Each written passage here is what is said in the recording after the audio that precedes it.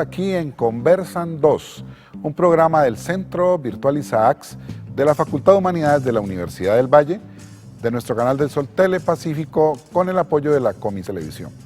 Hoy tenemos a un invitado muy importante para la cultura, la literatura latinoamericana, al escritor, poeta, ensayista y crítico Noé Gitrig, que ha venido desde Buenos Aires en visita a Cali a la Jornada Andina de Literatura Latinoamericana, y para hablar con Noé aquí en Conversan 2 al profesor César Valencia Sonalilla de la Universidad Tecnológica de Pereira, donde dirige su maestría y posteriormente un doctorado en literatura, que será el primer doctorado que tendremos aquí en el suroccidente de Colombia, algo muy importante.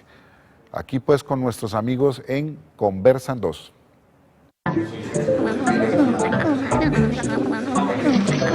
Estamos aquí, Conversan 2.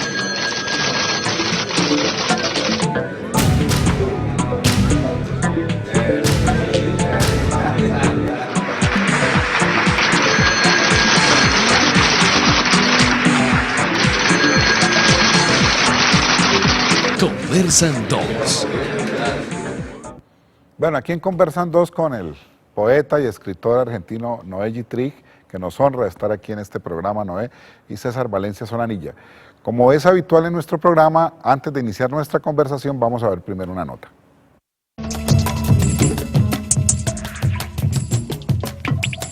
Noé Gitrig es una de las figuras señeras fundamentales en la crítica latinoamericana, que es una crítica que la verdad no ha despuntado demasiados grandes nombres, a pesar de que tenemos ensayistas extraordinarios.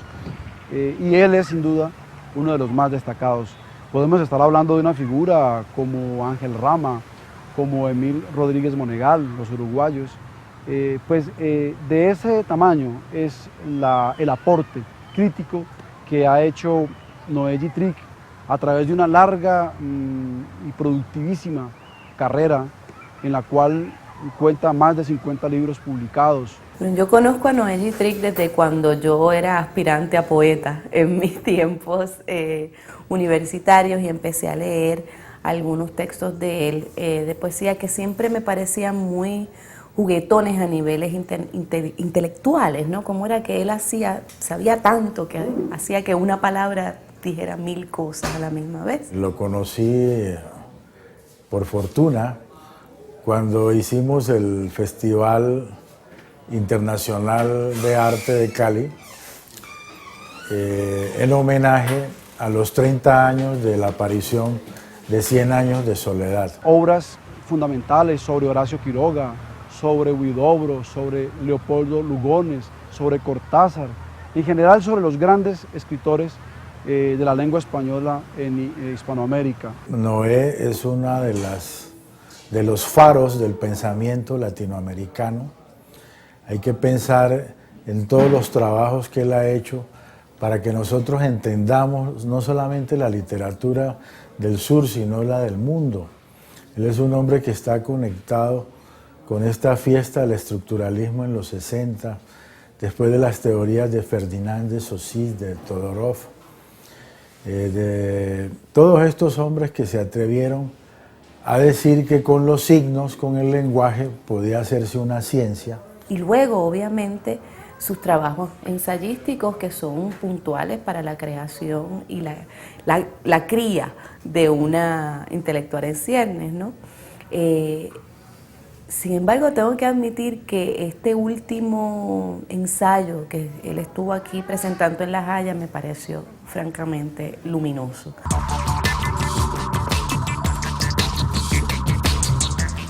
Bueno, Noé, vamos a hablar un poquitico de tu vida. Un hombre como tú que ha pasado estudiando, leyendo, escribiendo, de origen ruso. Cuéntanos un poquitico de tus orígenes familiares y de tu infancia. Sí, sí, yo nací en un pequeño pueblo de la provincia de Buenos Aires, en Argentina, en plena Pampa, que es una versión fértil del desierto, porque no pasa absolutamente nada por ahí, salvo vacas, caballos, trigo, maíz o lo que sea, ¿no? Y pasé ahí los primeros años de mi vida con una familia muy humilde, muy modesta, de trabajadores,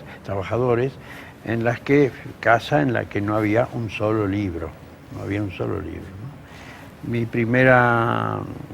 La verdad es que no me explico por qué en esas condiciones yo empecé a leer muy temprano, ¿no? Apenas me recuerdo leyendo a los 6, 7 años ya novelas y demás. Ese mundo mágico de la novela del siglo XIX me atrapó en ese momento, y ahí, bueno, y mi infancia estuvo marcada por las lecturas, ¿no? Y bueno, empujados un poco por la gran crisis de los años 30, no había mucho trabajo, las tareas que mi padre podía hacer eran circunstanciales, inventaba lo que podía, una familia con problemas de salud, mi madre estaba medio ciega, mi abuela estaba ciega, salimos del campo rumbo a la ciudad como contingentes enormes en ese momento. Yo creo que era un fenómeno en toda América Latina de migraciones del campo a las ciudades y la creación en las ciudades de cordones de pobreza o de miseria, cosa que no nos tocó a nosotros, pero bueno, de todos modos formamos parte de ese fenómeno, ¿no? Y ahí empecé otra etapa de mi vida, ¿no?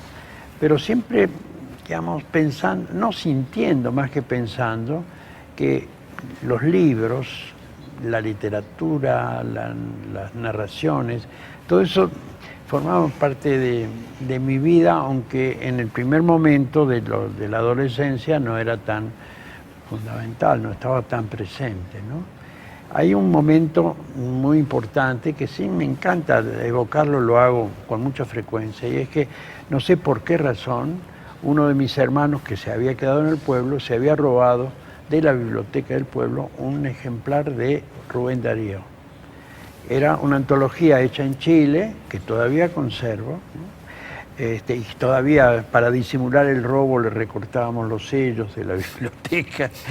Y bueno, y empecé a leer a Rubén Darío a los 14 años. Y ahí me pasó algo, Es decir, empecé a pensar que se podía hacer algo en ese mismo sentido. No como Darío, pero algo, una puerta abierta, ¿no? Que creo que ese es el aprendizaje fundamental de la literatura, ¿no? Algo por el estilo. Y a partir de ese momento, como que no paré, aquí estoy, llegué hasta aquí, en ese largo recorrido, ¿no? De la mano del bate nicaragüense, ¿no?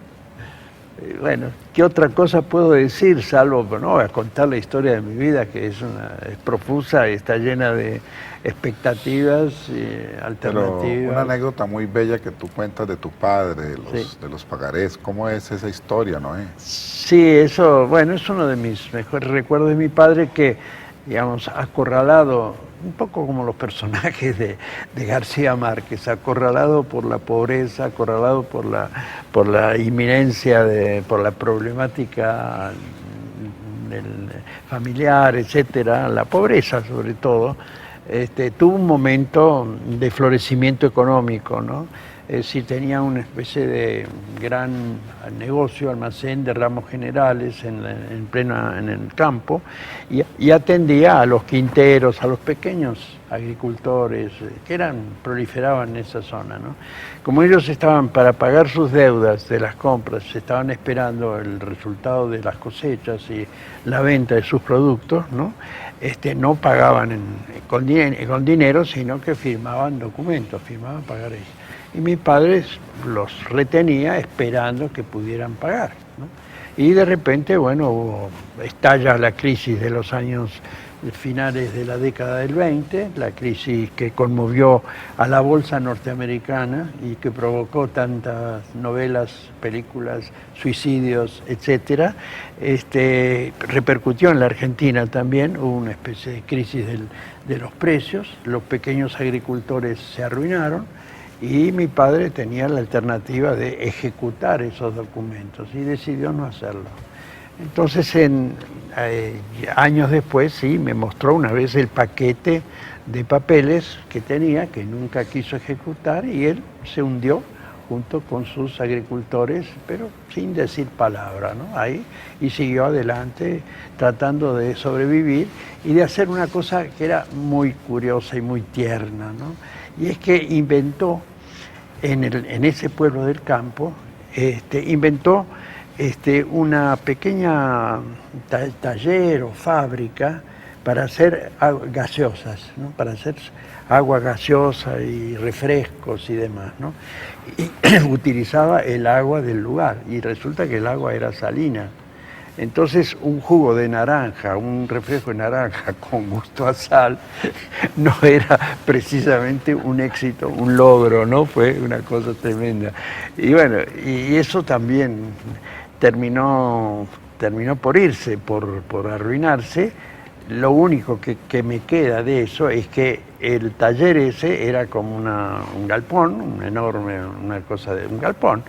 En una de sus paredes, de las paredes que daban a Occidente, yo volvía de la escuela o de la biblioteca con un libro, me sentaba junto a la pared y leía ya con el sol de frente, el sol muriente de Occidente de frente, y bueno, y yo creo que la miopía que me acompañó desde chico, digamos, es una especie de tributo a la lectura y tributo a los emprendimientos fantásticos de mi padre, que no era de hacer pescaditos de oro, sino de hacer refrescos con agua salada, ¿no? Él se llamaba Bernardo. Bernardo se llamaba mi padre, sí.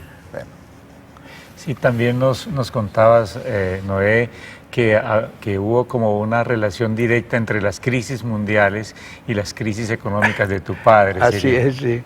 Bueno, la primera es la gran crisis financiera de la bolsa de Estados Unidos, que hizo que mi padre se quedara con esos documentos y tuviera que empezar de nuevo, y siempre empezaba de nuevo, ¿no? Y después de ahí nos fuimos, emigramos a Buenos Aires, porque ya en el pueblo no había nada que hacer, la gente estaba toda empobrecida, el agua seguía siendo salada, el refresco no servía, el caballo que tenía para distribuir la soda tenía lastimaduras que no se curaban, en fin, era un panorama que nos obligó a ir a la ciudad de Buenos Aires. Y ahí, en un momento determinado, no sé por qué circunstancias, pudo armar una pequeña industria. Yo lo acompañaba en eso, era chico y lo acompañaba. Era una industria en la cual decoraba la loza de los platos y demás. Y eso dependía de varios factores, por ejemplo, de la importación de loza que venían o de Alemania o de Japón. ¿No? Entonces él le aplicaba un sistema,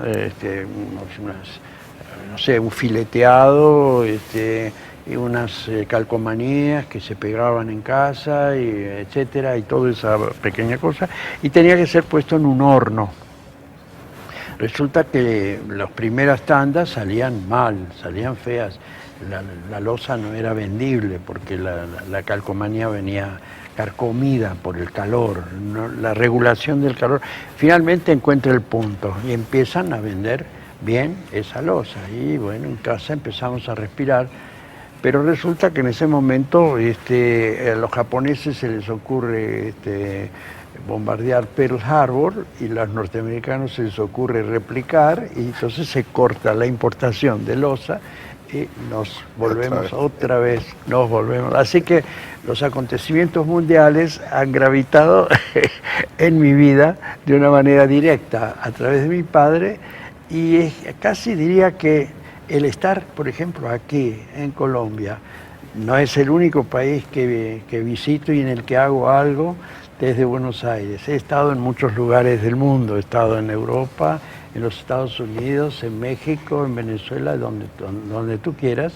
Esa cosa internacional parece una especie de revancha. Parece que yo estoy reivindicando a mi pobre padre, ¿no?, que fue víctima del internacionalismo. Y yo, al contrario, felicísimo los impactos en mi paso por países que no son el mío, ¿no? Hay una cosa, tu madre, Sí. yo te quiero decir que mi mamá siempre, desde niño, me inculcó que me firmara Darío Henao Restrepo, porque él decía, y es que no tenés mamá, cuando me veía firmar como Henao. Tu madre se llamaba Berta Janowski, también era de origen ruso. Y tú escribiste un libro muy lindo que se llama Adiós a la Mama. Es decir, ¿qué recuerdo, qué marca te deja tu madre? Es paradójico porque yo soy el quinto hijo que ella tuvo, ¿no? Y creo que no estaba previsto que yo naciera, ¿no? De manera entonces que tú fuiste imprevisto. imprevisto fui. Y, Es en el mundo imprevisto. pienso que, digamos, como que ella ponía toda su libido en sus hijos mayores, que además eran gente respetable, no como yo, ¿no? Era gente que al fin, alguno llegó a ser un industrial muy, muy importante, un tipo muy imaginativo, un empresario, ¿no? Otro era un contador también que ganaba muy bien. Sus hijas no le dieron tantas satisfacciones, ¿no? Pero de todos modos constituían un núcleo libidinal muy importante. Y yo no. Poeta.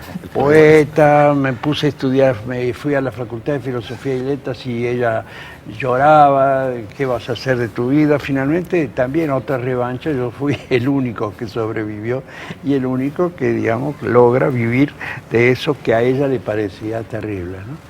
Pero ella, bueno, Eso todo nos pasa. era... Mi abuela, era cuando le dije que iba a analfabeta. estudiar filosofía y letra, me dijo, ¿y eso para qué sirve, mijo? ¿Y eso para qué sirve? Una escena que yo recuerdo también que tiene que ver con la lectura, ¿no? Cuando yo estaba en la facultad ya, en una Semana Santa, dije, bueno, yo no voy a ir a ningún lado, me voy a quedar en casa y voy a leer, ¿no? Entonces fui a la biblioteca de la facultad y saqué el volumen de Aguilar de las obras completas de Dostoyevsky. Y me fui a mi casa con ese libro y me encerré en mi cuarto, tenía un cuartito en un pequeño departamento de la ciudad de Buenos Aires y empecé a leer Dostoyevsky. Me eché ahí todo, ¿no? En una semana creo que leí Demonios o Endemoniados, leí El Idiota, leí Los Karamazov, leí todo. Crimen y castigo. Mientras estaba encerrado leyendo, mi madre, yo creo que cada hora venía y me decía, ¿qué estás haciendo? Y esa situación que digo, es compartida por casi todos los que nos dedicamos a este oficio. Para ellos daban la impresión de que uno no hacía nada. Que uno no Sí, hacía nada sí, porque sí. está leyendo. Estoy leyendo. No, pero ¿qué estás haciendo? Leyendo. Sí. Era un debate así interminable. Ella era analfabeta, esta dimensión le era totalmente ajena, una luchadora. La verdad es que hizo unos sacrificios enormes por sostener a la familia, ¿no? Pero sí, en un momento hubo unas jornadas en México convocadas por Margot Glantz, que era directora de literatura en ese momento, y yo hice un texto que se tituló Mi madre la aguja, en lugar de Mi madre la oca, jugando con ese término poético y musical, ¿no? Era que mi madre, con la aguja, sostuvo a la familia en los momentos peores. Después de la muerte de mi padre, cosía y así para negocios y demás, y nos mantuvo. Una mujer heroica, pero durísima. No, la comunicación, si no pasaba por cosas de la familia, no existía. Bueno, yo intentaba y no podía, ¿no? Y a propósito Sí. de libros, en esa primera iluminación que nos contaste ahora, que hay con Darío, Sí. iluminación pues de apertura, de sentido para la literatura, ¿te sirvió también para otras aperturas amorosas y cosas así? Naturalmente, digamos, sí, yo decía, puedo escribir, yo también puedo escribir, pero ¿sobre qué? Entonces había una muchacha que me gustaba, entonces escribía poemas amorosos malísimos, que los tenía en un cuaderno, y ese cuaderno me acompañó toda la vida y mis hijos lo descubrieron. Entonces mis hijos se morían de risa y decían, este poeta de pacotilla, decían.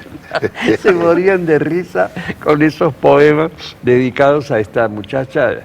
Digamos, fue largos años como de, en realidad, esa ese modo de hacer poesía y demás era como una forja. Es un instrumento que se va como depurando, ¿no? Se va ajustando y cuando en verdad empecé a escribir poesía fue muchos años después, ya después de haber leído innumerables poetas, de haber pasado por la poesía francesa, inglesa, latinoamericana, argentina, haber leído a Borges, en fin, ya ahí en ese momento empecé que el instrumento poético era más concreto, ya no era esa cosa juvenil, así arrebatada, ¿no? Pero esa cosa juvenil surtió sus efectos en la práctica, en la vida práctica. Claro, por eso era como la preparación de un laboratorio. Muchos amores, ¿no? Muchos amores. Quiero decir esto, pues aunque tu nuna nos esté escuchando después, no importa. Sí. Yo, bueno, cuando la conocí a ella le dediqué también algunos poemas, pero ya eran más retóricos. No, y ya en Buenos Aires, cuéntanos un poquitico como de qué fue para este joven ya en la vida universitaria Buenos Aires, que debe haber sido una ciudad maravillosa en tus años. Era maravillosa y al mismo tiempo problemática, porque yo cuando, ya en la escuela secundaria, yo hacía, digamos, por razones de sobrevivencia familiar, me incitaron a seguir una escuela de comercio, suponiendo que con eso yo iba a poder trabajar y ganarme la vida. Bueno, la hice, la escuela de comercio, pero ya en la escuela ya fui despertando a intereses de otro tipo, ¿no? Y sí era un poco la maravilla, porque fue el momento en que se desarrollaba el teatro, el llamado teatro libre, el teatro, digamos, no comercial, ¿no? Y bueno, yo iba, ¿no? En ese momento también algún compañero me hizo entrar en el mundo de la música. Se iba a los conciertos, buscaba, en fin, mientras estudiaba, ¿no? Al final, y trabajaba al mismo tiempo, ¿no? Para ganarme la vida. Así que bueno, iba descubriendo la ciudad, que además siempre me había fascinado. Esa ciudad, mi recuerdo primero nunca me hizo una marca, ¿no? Y les cuento cuál es mi recuerdo primero, ¿no? Yo tenía 9 años y con toda la familia nos embarcamos en la segunda clase de un tren, viajamos toda la noche, ¿no? Ahí, y llegamos a una estación, a la llamada Constitución.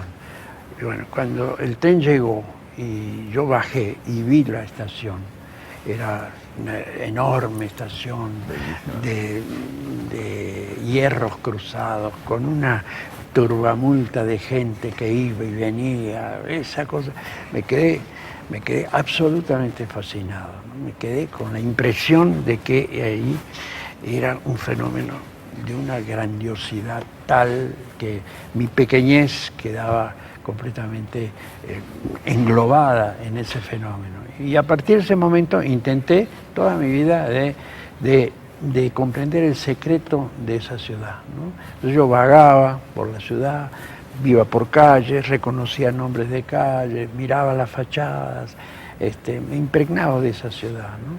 Y ya cuando empecé a tener intereses culturales, se mezclaba con todo eso, con esa actividad, con ese hervor. Y también era ya el momento de la guerra, había sido la Guerra Civil Española, no había sido ajeno a esas informaciones, había ciertas tensiones en las calles de Buenos Aires, había también presencia de fascismo, cosas así, en fin, poco a poco fui entrando en el interés por lo político, digamos, en ese sentido, y creyendo, luego idealizando una cantidad de estructuras políticas ligadas también a esos personajes de la política que eran como mitológicos, ¿no? Sobre todo los socialistas y esas figuras así enormes, ¿no? Entonces, pero al terminar la escuela viene el peronismo.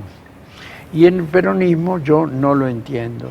Es decir, yo tomo una actitud muy distante respecto al peronismo, que empieza a controlar la vida de la ciudad de Buenos Aires, ¿no? Sin ahogar toda la actividad cultural. Entonces era una paradoja, porque en el orden interno el peronismo no favorecía a los productores nacionales, ¿no?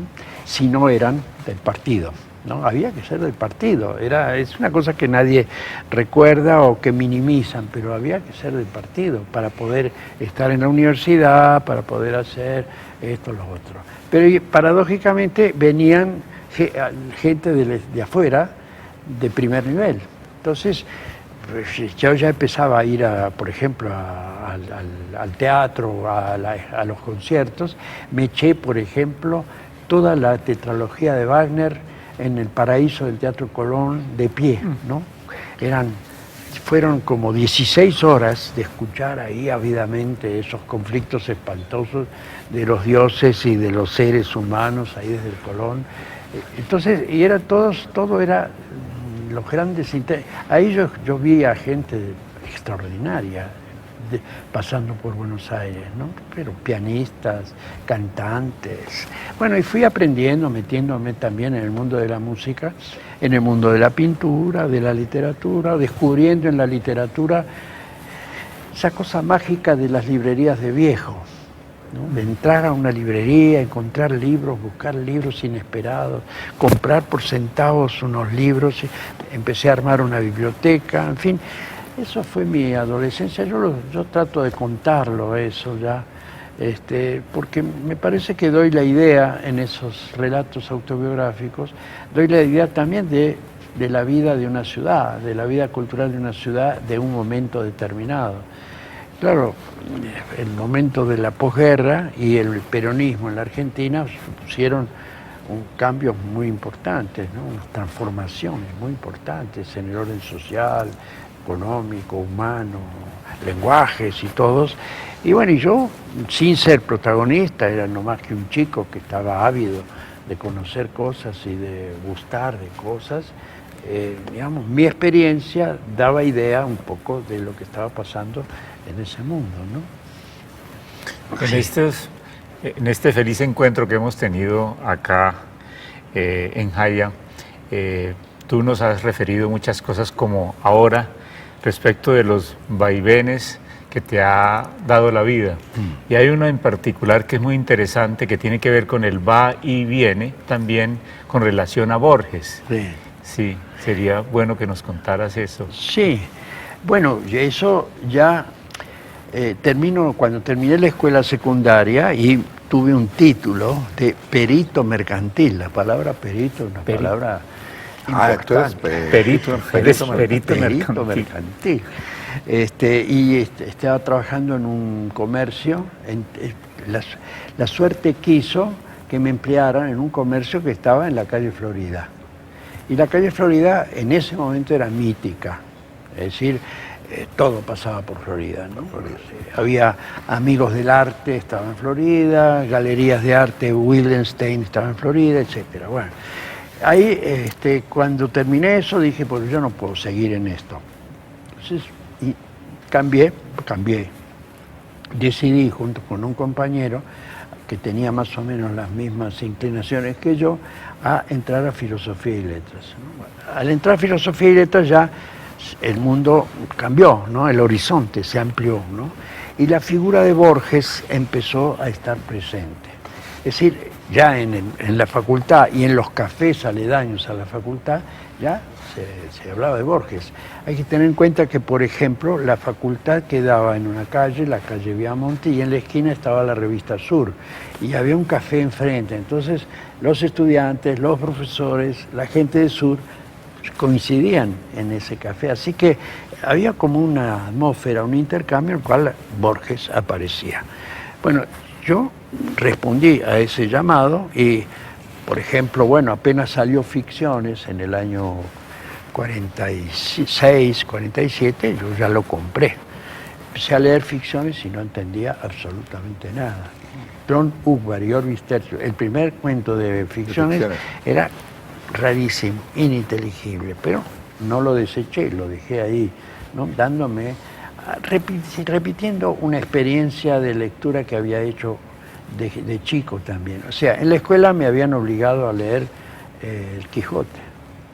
cuando tenía, pongamos por caso, 12 años. Y la verdad es que no entendía, no era demasiado. Y lo tenía, pero lo había comprado en una edición de Sopena, de esas muy baratas, y lo tenía ahí. Bueno, 2 años después, o 3 años después, retomé el Quijote y me pareció fascinante. Me di cuenta entonces que eso que llamamos lectura es también el desarrollo de una capacidad, que uno no puede leer todo en cualquier momento, ¿no? Hay momentos especiales para leer ciertos. Y con Borges lo mismo, dejé ficciones, pero recuperé los poemas de Borges, los libros de poesía de Borges. Había salido una edición de poesía completa, no me acuerdo cómo se llamaba, obra completa, poesía, qué sé yo qué. Y bueno, y me veo releyendo la poesía de Borges, tenía, qué sé yo, 19 años, 20 años. Un sábado a la noche me veo en un café del centro de Buenos Aires, solo leyendo los poemas de Borges. Vista la distancia, pues es tan absurdo, no absurdo, pero desde otra perspectiva de un chico joven, era raro, ¿no? Bueno, pues me pasé todo un sábado a la noche en un café leyendo los poemas Jorge Luis Borges, que fue ya de ahí en adelante una presencia en tu vida. Bueno, vamos a hacer una pausa y ya regresamos aquí en Conversan 2 con Noé Yitric y César Valencia Solanillo.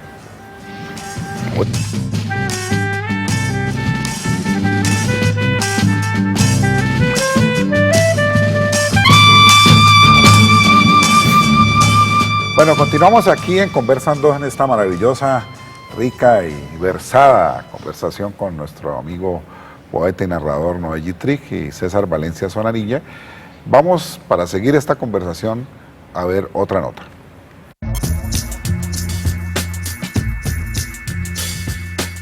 Se ha pronunciado también sobre los problemas contemporáneos que el fenómeno literario vive. Ha hablado de la desdicha de la literatura y con ello se ha referido al modo como paulatinamente las editoriales han hecho un vuelco hacia lo comercial y se han ido cada vez deslindando más de la literatura en tanto que fenómeno estético. Cada vez más vemos una incidencia fortísima del mundo del marketing, del libro, donde el libro, que es una mercancía, pretende insuflarle a la literatura esa misma dimensión, con lo cual se tergiversa lo que es la literatura, el arte de la palabra. Entonces, desde la semiología, nosotros tenemos a un hombre al que no se le ha quedado casi nada en el tintero. Nos habla Noé Yitric de la teoría de la navegación en tierra desconocida. Me parece bellísima, porque justamente ese es el camino que recorren los libros. Una vez publicado, el libro viaja y nunca el escritor sabe a ciencia cierta con qué tipo de lector se va a topar. Y precisamente esa dinámica de circulación alterna nos ayuda a mirar que las campañas de publicidad, de promoción, no son las que determinan ni el modo, ni el quién, ni el cuántos leen un libro. Estamos repletos de libros que envejecen rápidamente en las estanterías, libros que no logran quedar en la memoria del lector, porque han sido escritos así, como un divertimento pasajero. Esta teoría de la navegación en tierra desconocida, de la cual nos habla Noé Yitric, nos plantea que el libro y el escritor deben pensarse en la duración del tiempo, deben escribirse para perdurar. ¿Cómo? Así, navegando en tierras desconocidas. Es una persona que ya ha llegado a unos momentos de lucidez intelectual deslumbrante y que logra hacer una suma de muchos trabajos comparativos. Lo interesante de Noé Yitric es que sin abandonar la literatura latinoamericana, siempre está comparándola con otras literaturas, con la literatura judía, con la literatura norteamericana, con la literatura alemana, y entonces la inserta dentro de un diálogo global, universal. Gracias a las incursiones novelísticas, cuentísticas, poéticas de Noé Yitric, tiene este autor una enorme sensibilidad en relación con el lenguaje. Asomarse a los ensayos de Noé Yitric es encontrarse con un ensayista de gran agudeza analítica, puesto que su formación le sirve como insumo para ese tipo de análisis, pero también en el momento de comunicar el resultado de dichos análisis tenemos una prosa espléndida, una prosa supremamente fluida, casi que una especie de relato de las conceptualizaciones que lleva a cabo. Y eso le permite al estudioso de literatura, pero además a cualquier lector, recorrer con enorme placer, con enorme fruición, ese trabajo ensayístico del maestro Noé Gittrick.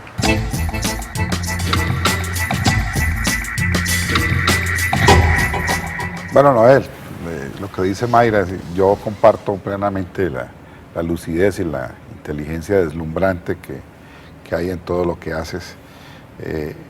Quiero preguntarte para que nuestros televidentes, nuestro público conozca, hiciste un esfuerzo extraordinario desde el 98, 99, hasta hace unos años que terminó de aparecer la historia crítica de la literatura argentina, una idea que tú animaste, coordinaste, fuiste su animador general. Ahí podrán ver los televidentes algunos de los volúmenes que, entre otras cosas, muy gentilmente Noé me ha enviado desde Buenos Aires para que estén acá en la academia nuestra, y que nos contaras un poquitico de qué ha significado esa experiencia brevemente de narrar la historia de la literatura argentina.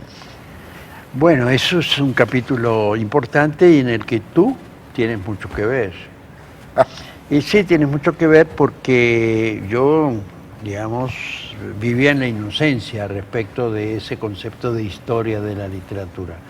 Es decir, digo en la inocencia porque creo que todos los que nos acercamos a la literatura queremos hacer nuestra historia de la literatura. Es decir, leemos todo lo que podemos, ligamos, ¿no? Una vez que uno leyó El Conde de Montecristo, quiere leer 20 años después, ¿no? Y uno leyó Germinal de Solá, quiere leer la siguiente. Y si uno leyó, no sé, los poemas de Tablada en México, quiere leer después a los contemporáneos. Y así siguiendo. Hacemos nuestra propia historia espontáneamente. Pero cuando hay que enseñarla, también la academia nos pide un poco eso, ¿no? Es decir, hay que darle al estudiante una relación de los libros importantes, porque se supone que la enseñanza de la literatura, ahí hay un equívoco, ¿no? Que la enseñanza de la literatura no es para formar a los estudiantes, sino para integrarlos a una cultura. Son con dos líneas de pensamiento diferentes, está bien claro eso, ¿no? Para mí se trataría de formar, no tanto de integrar a la cultura, porque eso es trabajo de cada cual, de cada uno en particular, estudiantes o quien sea. Bueno, la cuestión es que yo enseñaba eso también con ese mismo criterio, tal autor, tal texto, tal eso que no podían faltar, etcétera. Y de pronto un amigo que no era amigo mío en ese momento, después trabé relación con él, colombiano. No fue así. El comienzo fue en México. Un amigo mexicano de pronto se comunicó conmigo y me dijo que me proponía hacer un seminario sobre historias de la literatura en México. Y dije, yo no creo en eso. Yo ya no, sí, me dijo él, sí, venga. Y me puso en una especie de potro de tortura, ¿no? Es decir, la anécdota es que yo llego para acepté, porque además ir a México siempre quiero, por una u otra razón, siempre vuelvo a México, ¿no? Entonces, llegué un domingo, pongamos a las 8 de la noche, y me encuentro ahí con que la primera clase era el lunes a las 7 de la mañana. No, era una cosa... 7 de la madrugada. De la madrugada, era una cosa terrible. Y para llegar a la UNAM en México era como media hora, 3/4 de hora, entonces tenía que levantarme a las 5 de la mañana, habiendo viajado, todo. Fue una cosa torturante. Pero bueno, llegué y ahí empecé a desarrollar este concepto de historia de la literatura y a pensar en la cuestión. Y ayudado por la gente que estaba en el seminario, se me fue confirmando una idea. Y después la dejé. Esa idea la dejé descansar. Me fui, terminé, me fui.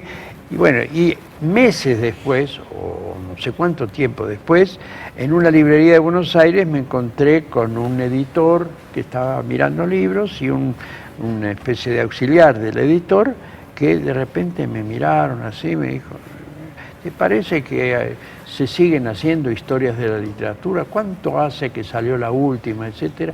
Ahí quedó. Al día siguiente, llamado telefónico, me proponen hacer una historia de la literatura. Y yo, sí, pero yo ya terminé con esa cosa en México, ya hice este seminario, ya punto final, pero no, bueno.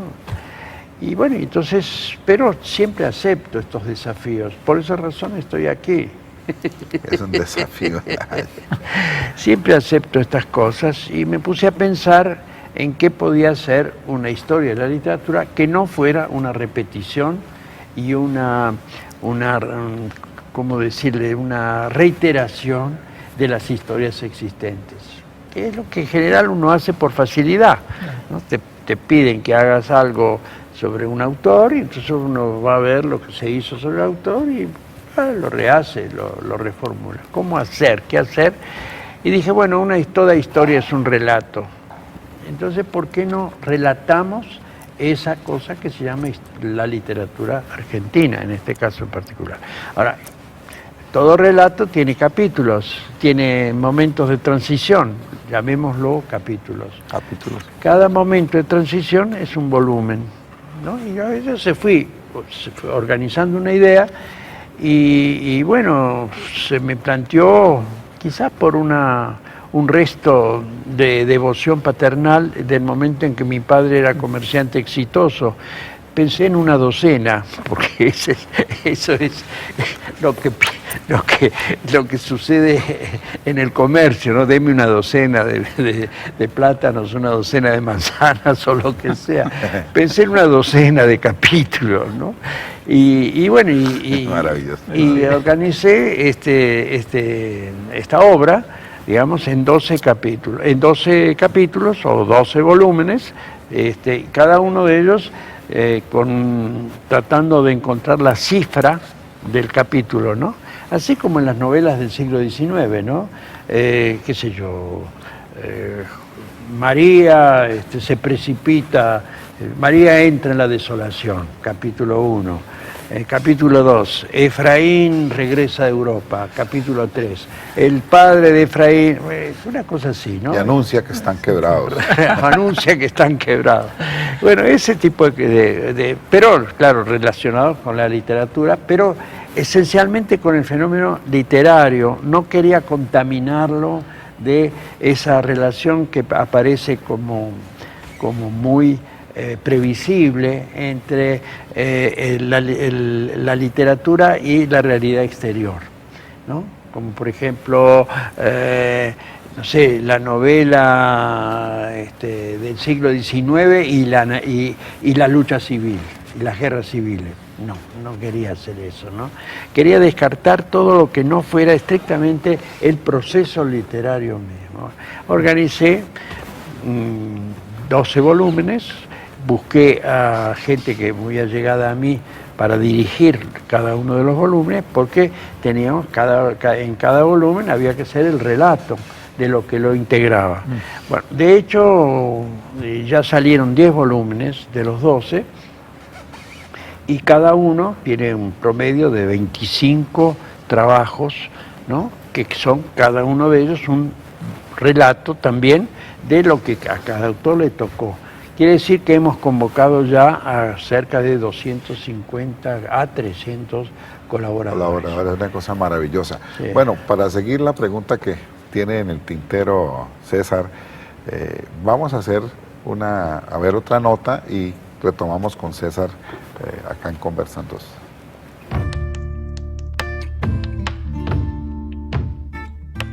La tremenda influencia y autoridad intelectual de Noé Gittrich lo han llevado a liderar un proceso hermosísimo y ejemplar en la crítica de Latinoamérica.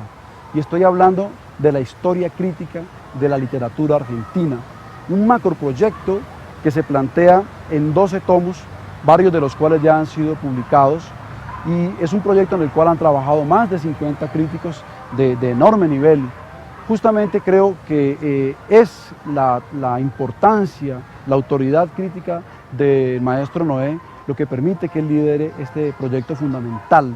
Y digo ejemplar porque creo que en otros países de Latinoamérica estamos en mora de replicar una experiencia crítica como esa, ¿no?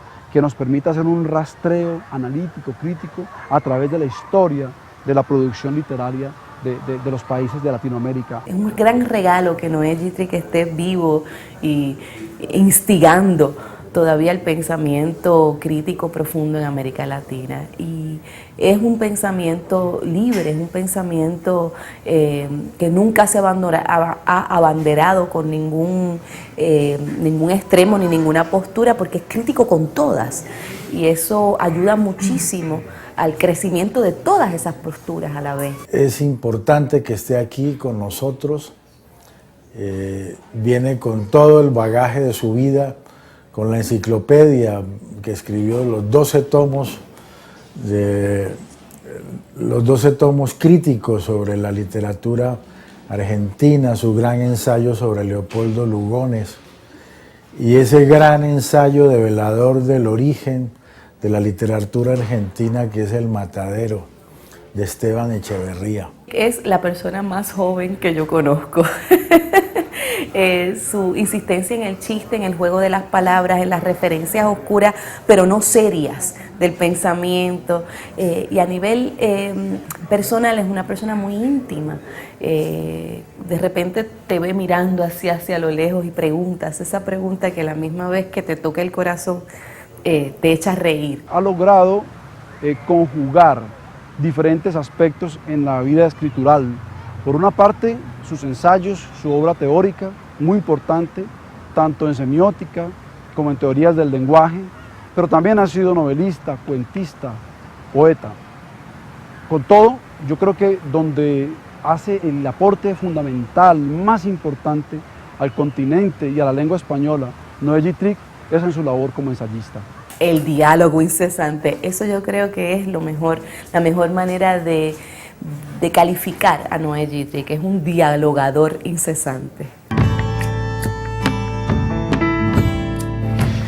Bueno, Noé, después de esta bella nota, dejamos con una pregunta a César en el tintero. Sí, a propósito de lo que decías de tu trabajo como profesor de literatura, si hay alguna cosa que uno puede, con la cual pudiéramos definir a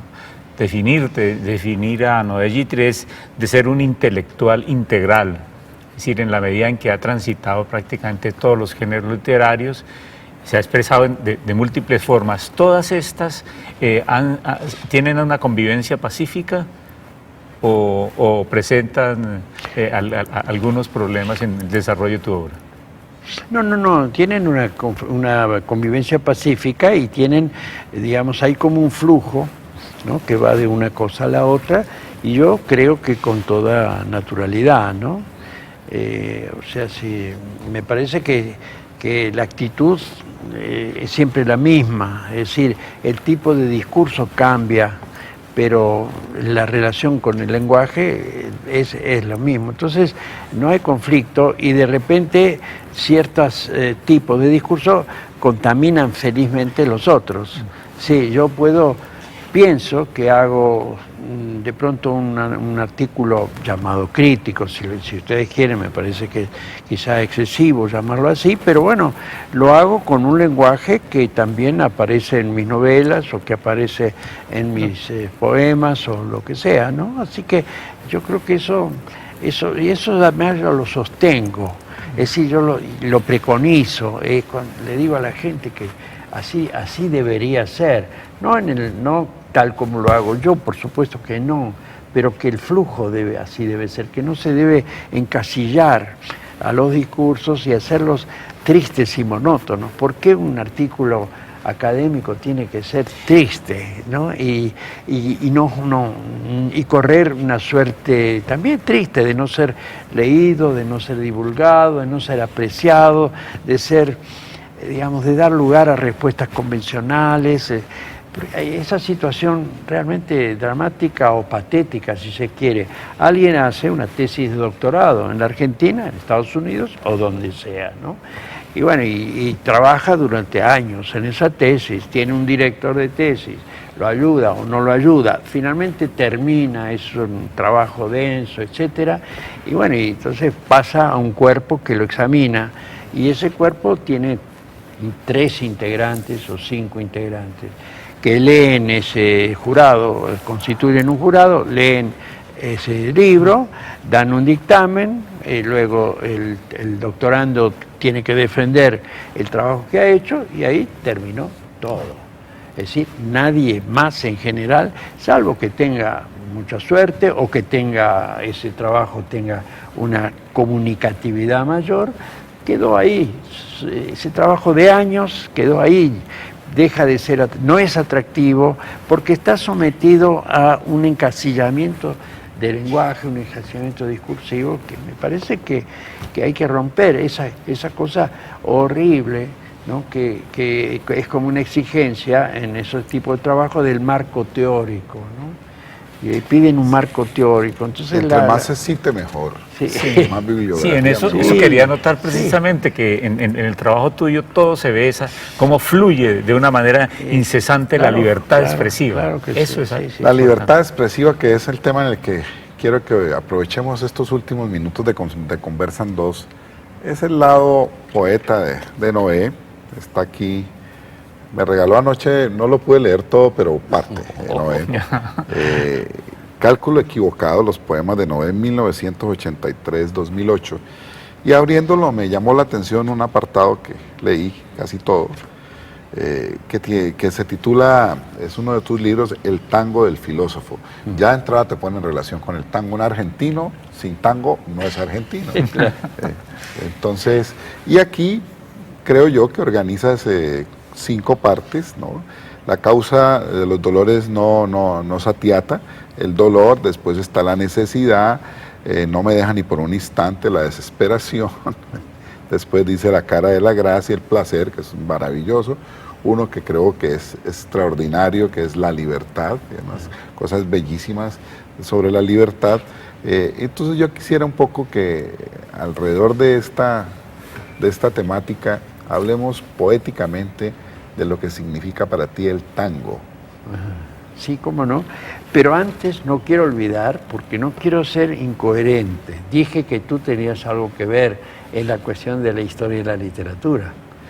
Y lo que tienes tú que ver es que cuando ya había empezado este trabajo, me invitó el profesor David Jiménez de la Universidad Nacional de Colombia, buen poeta, me invitó a hacer un seminario sobre historia de la literatura también.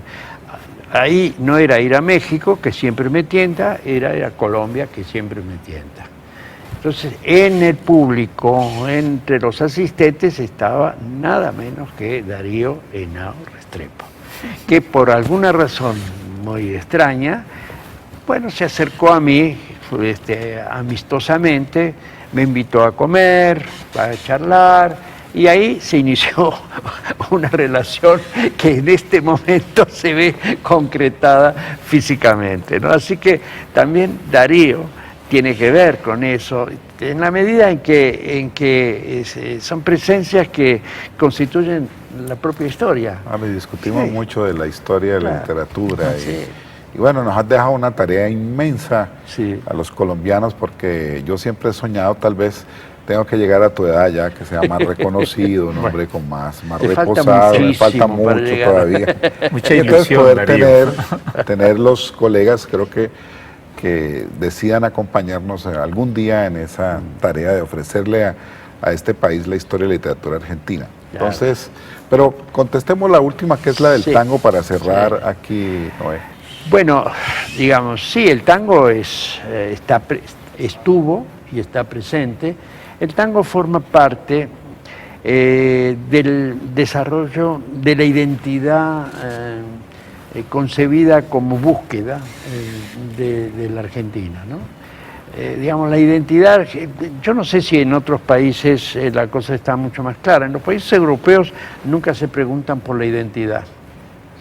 Un alemán es un alemán, un francés es un francés, etc. En América Latina, los europeos nos han creado el problema. Entonces han dicho, bueno, ¿qué es el ser mexicano? ¿Qué es el argentino? ¿Qué es el colombiano? Y ahí nos hemos puesto en la tarea de tratar de definir si tenemos identidad o no. Indefinible. Indefinible. Entonces, en la Argentina eso aparece como particularmente complicado porque a la estructura criolla del siglo XIX se le sumó toda la inmigración. Inmigración múltiple de todo tipo, ¿no? Bueno, de todo origen, ahí digamos españoles, italianos, judíos, árabes, asiáticos, de todo, absolutamente de todas partes del mundo cayeron ahí, un poco a la manera en que cayeron a los Estados Unidos, digamos una especie de réplica, cosa que a mucha gente le hizo soñar que la Argentina habría podido ser como los Estados Unidos, pero no lo fue. Eso las clases más reclamadoras de un cierto orden siempre están como reprochando a los demás que el país no hubiera llegado a ser como los Estados Unidos, teniendo una estructura física más o menos semejante y un nacimiento parecido y una afluencia humana igual, más o menos. Ese es más o menos lo que hizo Saura sobre el tango. Bueno, del tango en adelante, el tango del filósofo, podríamos estar con 9 horas y horas. Una de las figuras más extraordinarias que lo hemos señalado en este programa. Te agradezco que estés en Colombia y en Conversan 2, a nuestro amigo César lo mismo, y los esperamos en una próxima emisión de nuestro programa Conversan 2.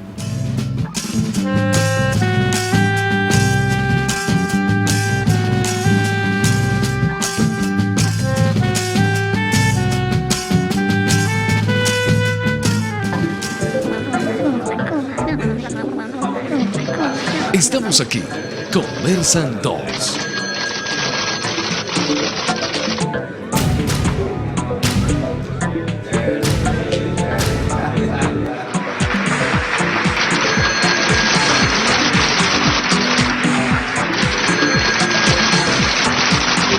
Conversan 2.